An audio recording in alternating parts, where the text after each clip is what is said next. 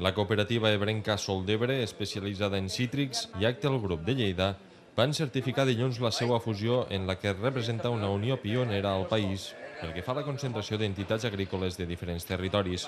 Una fusió que va començar a caminar el juliol passat i que ha permès al grup lleidatà superar la comercialització de més de 100 milions de quilos de producte, principalment de fruita. I nosaltres busquem sempre aliances, les fusions són molt complicades, quan s'enraona de capital i d'immobilitzats és més complicat, però arribar a aliances de comercialitzar conjuntament ens està dant molt bon resultat, tant a nosaltres com a empresa i també a les cooperatives que s'estan associant amb nosaltres.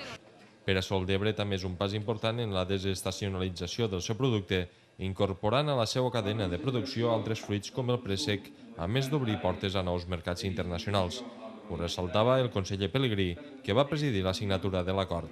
El que estan fent també és cobrir tot l'any, per tant no són productes de temporada, sinó que són la fruita de l'estiu, que pot vindre més del grup Actel, i la fruita d'hivern, el cítric, que pot venir més de Sol d'Ebre, doncs entre els dos es complementen molt bé, per tant estan buscant una complementarietat, i per tant el que voldríem és que això doncs, tingués un exemple, que fos l'exemple, i a més que tingués continuïtat en altres àmbits del món cooperatiu del nostre país.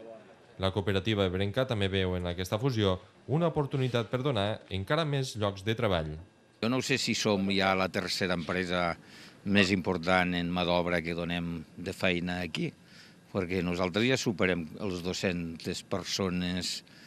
La feina que estem donant aquí a les Terres de l'Ebre ha continuat durant tot l'any. En pics a l'hivern de 300 i pico, però durant tot l'any, al tindre aquesta continuïtat, ja ens dona una quantitat de mà d'obra importantíssima.